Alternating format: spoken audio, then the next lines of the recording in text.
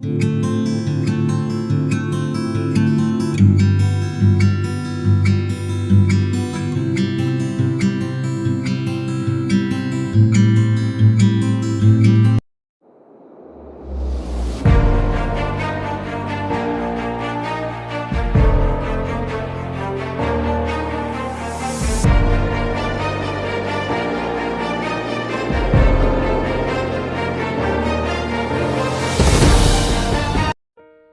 मसीही भाई बहनों को यीशु के नाम में शालोम, प्रेज द लॉर्ड, जय मसीह की।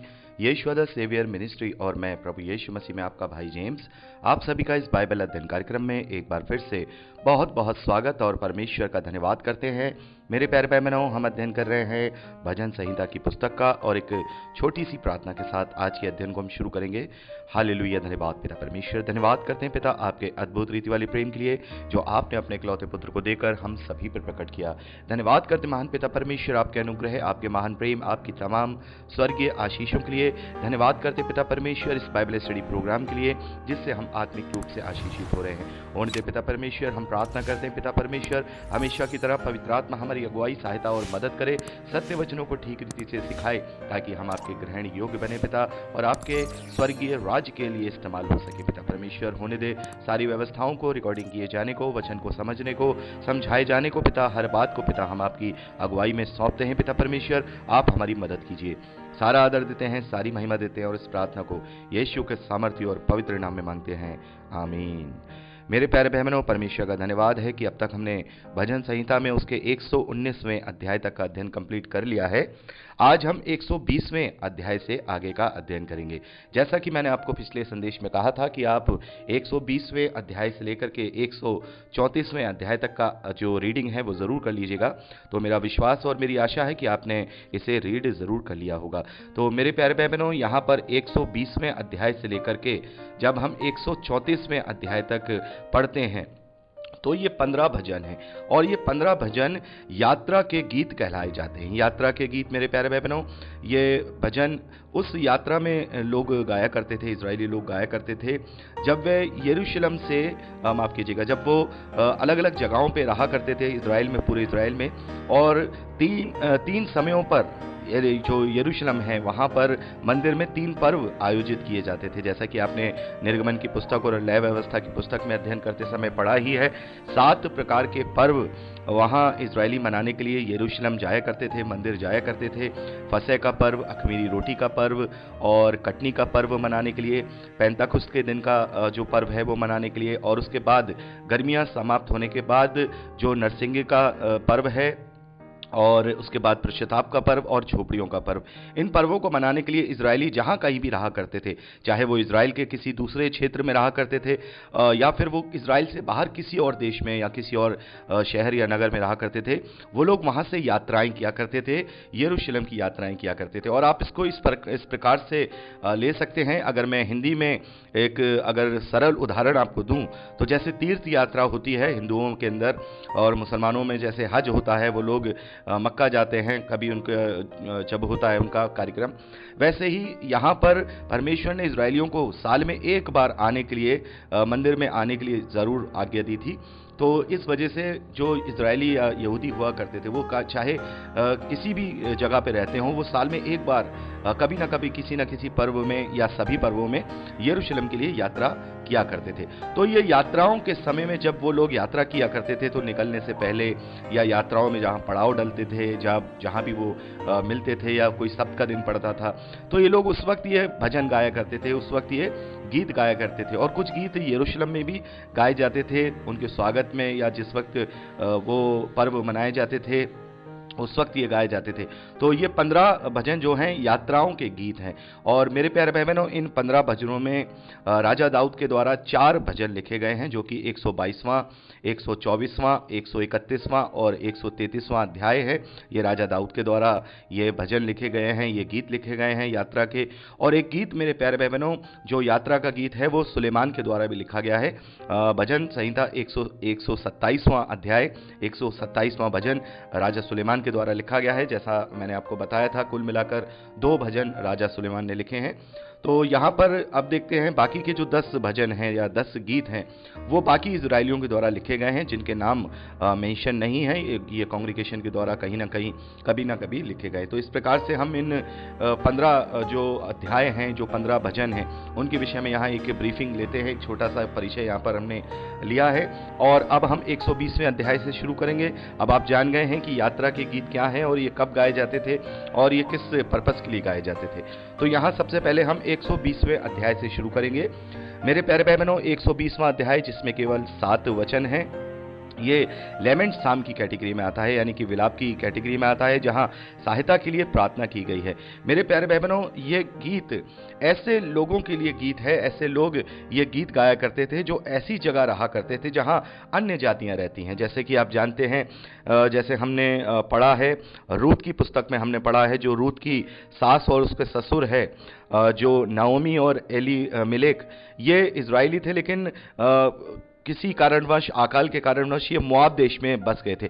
तो इस प्रकार से बहुत सारे इजरायली थे जो किसी न किसी कारण से इजराइल के देश के बाहर भी बस गए थे, अन्य जातियों में वो लोग बस गए थे, और उन्हें इस बात का बड़ा दुख और मलाल होता था कि हम अपने भाइयों के साथ उनके बीच में अपनी भूमि पर नहीं रह पा रहे हैं, उनके साथ हम नहीं रह पाते हैं और हमें अन्य जातियों के बीच में रहना पड़ता है। तो इसी के लिए यहाँ पर जब वो लोग यात्रा के लिए निकला करते थे अपने अपने जगहों से, अपने अपने शहरों से, तो वो इस गीत को रास्ते में गाया करते थे, एक साथ मिलकर के गाया करते थे, प्रार्थना करते थे कि अपने उस स्थिति के लिए प्रार्थना करते थे, जैसा कि आपने यहाँ पर देखिए पढ़ा ही होगा।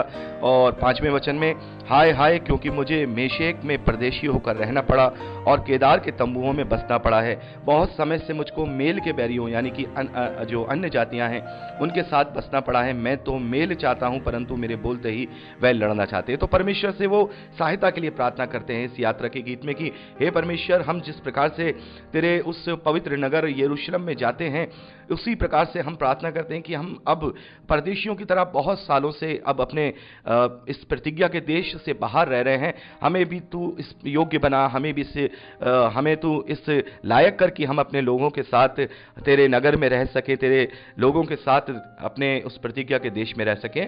तो इसका मूल भाव, इसका जो बात है इस भजन की, वो सहायता के लिए प्रार्थना है। ये इस प्रकार से ये गीत है जिसमें ये लोग अपनी मन की व्यथा को, अपनी मन की बातों को परमेश्वर से अपनी साझा किया करते थे, और इसमें इनका यही एक मोटिव हुआ करता था कि परमेश्वर हमें वहीं पर फिर से बसा दे जहां से हम निकले हैं।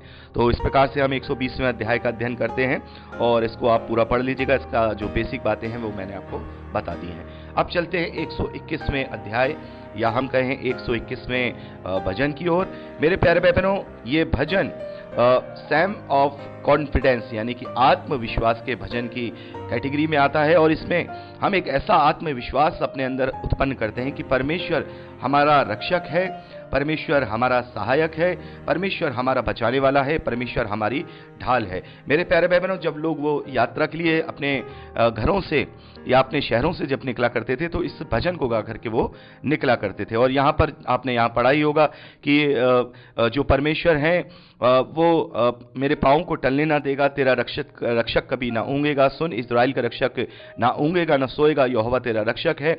यहोवा तेरी दाहिनी ओर तेरी आड़ है, ना तो दिन की धूप से और ना रात की चांदनी से तेरी कुछ हानि होगी। यहोवा सारी विपत्ति से तेरी रक्षा करेगा, वह तेरे प्राण की रक्षा करेगा। यहोवा तेरे आने जाने में तेरी रक्षा अब से लेकर के सर्वदा करता रहेगा। तो मेरे प्यारे भाई बहनों, इस प्रकार से इस जो यात्रा के गीत को वो लोग अपने घर से निकलने से पहले गाया करते थे।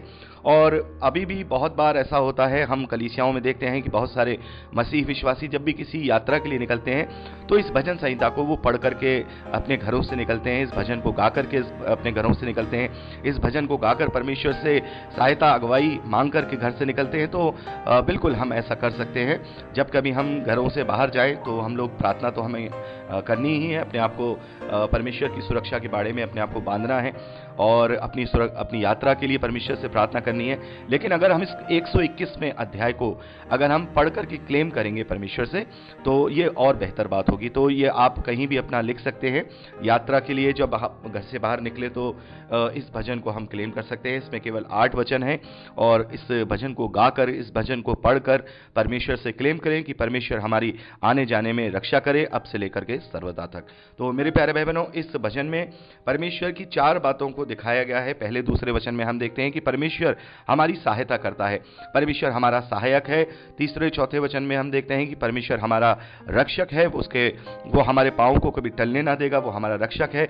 5वें और 6ठे वचन में देखते हैं परमेश्वर हमारी ढाल है, परमेश्वर हमारी आड़ है, वो हमें हर एक परेशानियों से, दिक्कतों से वो बचाता है।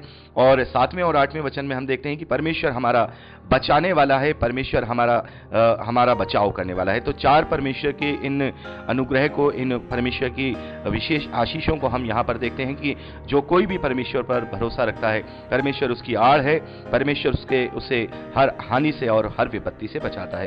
तो इस प्रकार से हम 121वें वचन को हम लोग यात्रा के समय या यात्रा की शुरुआत के समय गा सकते हैं। अब चलते हैं 122वें अध्याय की ओर मेरे प्यारे बहनों। 122वां अध्याय या हम कहें 122वां भजन जो कि यात्रा का गीत है, ये राजा दाऊद के द्वारा लिखा गया है और ये सॉन्ग ऑफ जियोन यानी कि सैयोन की गीतों की श्रेणी में आता है। और जैसा कि मैं आपको बता चुका हूं कि 2 सैयोन माने जाते हैं। एक सैयोन वो है जो यरूशलेम है, जहां पर सैयोन पर्वत पर जो गढ़ बसाया गया है, जिसे दाऊदपुर कहा जाता है और उसे पवित्र नगर कहा जाता है, क्योंकि वहां परमेश्वर का डेरा बाचा के संदूक के रूप में मंदिर में उपस्थित है, इसलिए उसे पवित्र नगर और सैयोन उसे कहा जाता है। और एक सैयोन परमेश्वर का है, एक सैयोन जो परमेश्वर का निवास स्थान सैयोन है, उसे भी हम सैयोन कहते हैं। तो यहाँ पर यरूशलेम के विषय में यहाँ पर प्रार्थना की जा रही है राजा दाऊद के द्वारा ये प्रार्थना की जा रही है और इसीलिए इस भजन को सैयोन के गीतों की श्रेणी में रखा गया है। मेरे प्यारे भाई बहनों, यह गीत जब गाया जाता था, इस भजन को जब गाया जाता था, जब लोग अपनी अपनी यात्राओं को पूरा करके यरूशलेम में प्रवेश किया करते थे, यरूशलेम में जब वो जमा हुआ करते थे, तो यहाँ पर उनके स्वागत में ये गीत गाया जाता था। वहाँ पर हम देखते हैं कि यहाँ इस नगर के लिए प्रार्थना की जा रही है कि परमेश्वर यरूशलेम दृढ़ रहे। हम प्रार्थना कर रहे हैं कि यहाँ शांति और कुशल हो। और जैसा आपने पहले वचन में पढ़ा होगा, यहाँ राजा दाऊद कहते हैं कि जब लोगों ने मुझसे कहा आओ हम यहोवा के भवन में चलें, तब मैं आनंदित हुआ, हे यरूशलेम तेरे फाटकों के भीतर हम खड़े हो गए हैं। यानी कि यह स्वागत का गीत है कि जैसा तुमने चाहा था कि तुम परमेश्वर के नगर में, परमेश्वर के पवित्र भवन में आने पाओ, अब तुम वो यहाँ आने पाए हो, अब तुम उसके आंगनों में, उसके फाटकों के अंदर खड़े हो, इसलिए आनंदित हो। और उसके बाद फिर यहाँ यरूशलेम के लिए प्रार्थना राजा दाऊद के द्वारा इस गीत में की गई है। तो ओवरऑल तरीके से हम देखें तो ये जो गीत है, ये जो भजन है, जब लोग वहाँ इकट्ठे हो जाया करते थे, अपनी यात्राओं को पूरी किया करते थे, तब इस गीत को वो गाया करते थे। और खास तौर पर जो यरूशलेम के लोग थे, जो वहाँ के रहने वाले लोग हुआ करते थे, वो इस गीत को उनके स्वागत में भजन के रूप में गाया करते थे। तो मेरे प्यारे भाई बहनों, इस प्रकार से हम यहाँ 122वें अध्याय का भी एक ओवरऑल तरीके से अध्ययन करते हैं। आप इसको अपने आप से पूरा पढ़ लीजिएगा, जो मूल बात थी मैंने आपको यहाँ बता दी है। आगे बढ़ते हैं मेरे प्यारे भाई बहनों 123वें अध्याय की ओर। 123वां अध्याय मेरे प्यारे भाई बहनों, ये लेमेंट साम की कैटेगरी में आता है और ये कांग्रीगेशन के द्वारा गाए जाने वाली कैटेगरी में आता है। और यहाँ पर हम देखते हैं कि यहाँ दया के लिए प्रार्थना है। और ये जो 123वां अध्याय है, ये 122वें अध्याय, जैसे हमने अभी देखा कि वो लोग जो ऐसी जगहों पर रहते थे, जो अन्य जातियों के बीच में रहते थे या अपने देश से बाहर के किसी देश में रहा करते थे, ऐसे लोग हैं जो ये गीत गाया करते थे। 120वां जो भजन है, वैसे ही उसकी समानता में ये 123वां भजन भी है, ये ऐसे ही लोगों के लिए है। क्योंकि मेरे प्यारे भाई बहनों, हम देखते हैं ज़्यादातर जो इजरायली जो थे, जब राजाओं का राज्य चला है, दाऊद का राज्य तो बहुत अच्छा चला है, उसके बाद राजा सुलेमान का भी राज्य बहुत ही शांति वाला चला है। लेकिन राजा सुलेमान के बाद जैसे जैसे और दूसरे राजा आए हैं, क्योंकि राजा सुलेमान के बाद तो वैसे ही जो इजराइल है वो 2 भागों में डिवाइड हो गया। ऊपरी का जो उत्तरी भाग है वो सामरिया का देश, जिसमें 10 गोत्र मिलकर के राज्य करते हैं, और नीचे का हिस्सा दक्षिणी यरूशलेम जो कि यहूदा का देश, जिसमें 2 गोत्र मिलकर के राज करते हैं, यहूदा का और बिन्यामीन का गोत्र, जिसके जिसकी राजधानी जो यरूशलेम है वो है। तो उसके बाद और भी ये लोग, इन लोगों का हिसाब किताब जो था वो गिरता चला गया। परमेश्वर से जितना दूर होते गए उतना परमेश्वर ने इन्हें विपत्ति में डालना शुरू कर दिया। तो ये लोग तितर बितर हो गए। जैसे परमेश्वर ने कहा ना, हमने पढ़ा व्यवस्था विवरण में, यदि तुम मेरी आज्ञाओं पे नहीं चलोगे तो मैं तुम्हें तितर बितर कर दूंगा, तो मैं तुम्हें इधर एक देश से दूसरे देश में भटकाता रहूंगा। तो ये वो समय था कि काफी जो इजरायली लोग थे परमेश्वर के विरोध में जब कार्य करते थे तो परमेश्वर का क्रोध उन पर पड़ता था और वो इधर उधर भटक कर अपना रहा करते थे। और मेरे प्यारे भाई बहनों, वहां पर इन लोगों की ज्यादा पूछ नहीं हुआ करती थी, यानी कि इन लोगों को बहुत ही एक दुश्मन और एक शत्रु की निगाहों से भी देखा जाया करता था। और यही कारण है यहाँ दया के लिए यहाँ परमेश्वर से अपनी यात्राओं में वो प्रार्थना किया करते थे। 3 और 4 वचन में, हम पर अनुग्रह कर हे यहोवा, हम पर अनुग्रह कर, क्योंकि हम अपमान से बहुत ही भर गए हैं, हमारा जीव सुखी लोगों के ठट्ठों से और अहंकारियों के अपमान से बहुत ही भर गया है। तो हम देखते हैं कि वहां के लोग जो है इनका ठट्ठा किया करते थे और इनका अपमान किया करते थे। तो इसी बात को परमेश्वर से यहाँ इस गीत में वो गा रहे हैं, यात्रा के समय दया के लिए प्रार्थना कर रहे हैं। तो मेरे प्यारे बहनों, इस प्रकार से हमने 123वें अध्याय का भी ओवरऑल तरीके से अध्ययन कंप्लीट किया है। अब 124वें अध्याय से आगे का अध्ययन अगली रिकॉर्डिंग में करेंगे। प्रभु आपको आशीष दे। Praise the Lord.